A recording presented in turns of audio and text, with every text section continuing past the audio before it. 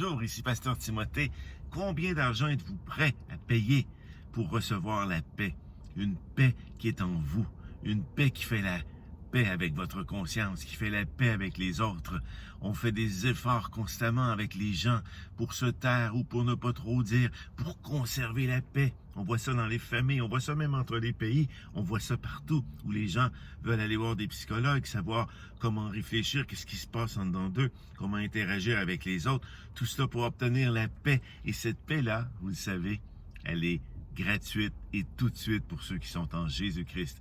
Même toi, si tu es croyant, tu vas à l'église, tu chantes des versets, tu chantes des louanges, et tu n'as pas encore la paix, alors il regarde ça dans Philippiens chapitre 4, versets 6 et 7.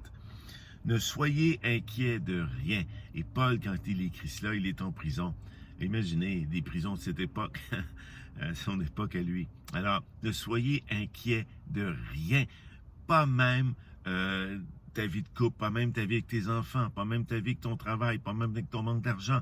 Inquiet de rien. Pas même avec les guerres, pas même avec les injustices de toutes sortes qui arrivent à toutes sortes de gens.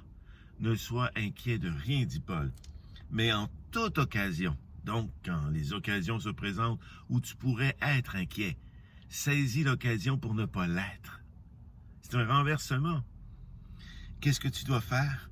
Par la prière et la supplication, accompagnée d'actions de grâce, faites connaître vos demandes à Dieu. Oui, c'est légitime de demander à Dieu de changer les choses, de transformer le monde, de transformer ta vie de couple, ta vie de famille, de te transformer toi-même, parce que tu n'as pas la paix peut-être dans tes propres pensées. Tu stresses, tu t'inquiètes pour rien, tu veux contrôler tout. Non, c'est maintenant le temps de saisir cette occasion lorsque ces pensées de trouble arrivent, lorsqu'ils viennent troubler ta paix finalement que tu avais et que tu n'as plus. Parce que tu accordes de l'importance à tes soucis qui sont réels, qu'il y a des réels dangers qui peuvent arriver à tes êtres que tu aimes, à des étrangers, peu importe, à toi-même.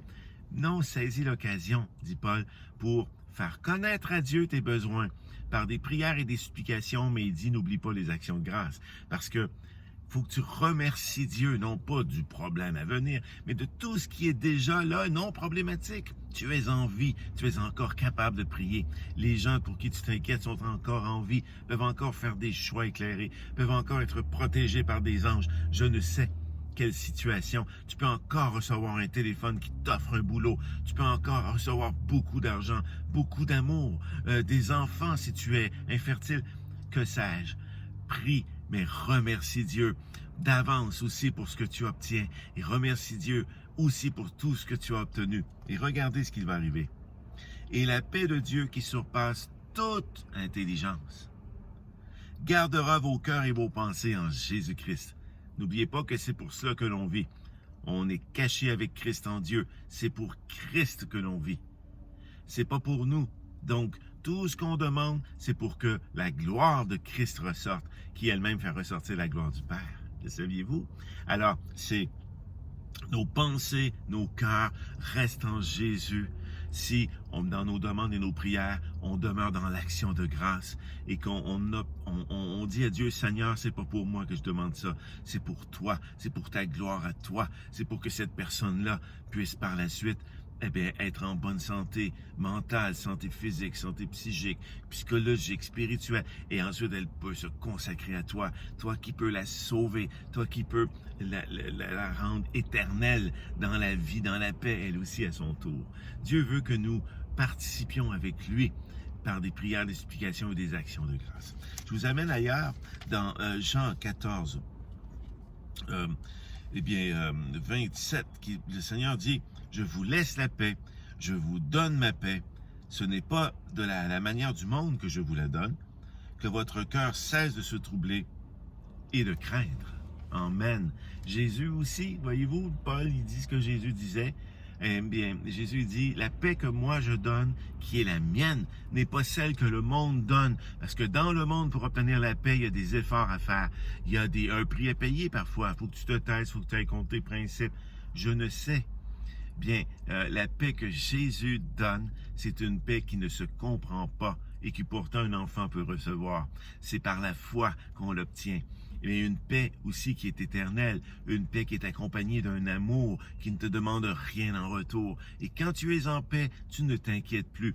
Et voyez-vous comment le chemin est fait? Tu commences à t'inquiéter, et Paul et Jésus disent, cesse de t'inquiéter. Parce qu'en cessant et en demandant et en priant, en faisant des actions de grâce, en voulant que la gloire de Christ ressorte, c'est là que tu ne t'inquiéteras pas et que la paix va arriver.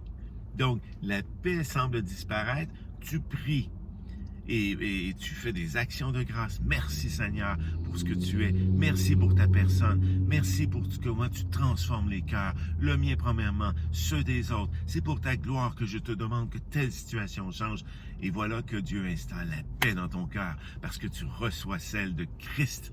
Et Christ, c'est ce qu'il est venu faire. Il est venu aussi mourir pour que tes inquiétudes ne puissent plus jamais t'empêcher d'être en paix dans ton esprit et d'être en paix avec les autres. Amen. Je vous laisse là-dessus et soyez en paix. Priez. N'oubliez pas les actions de grâce.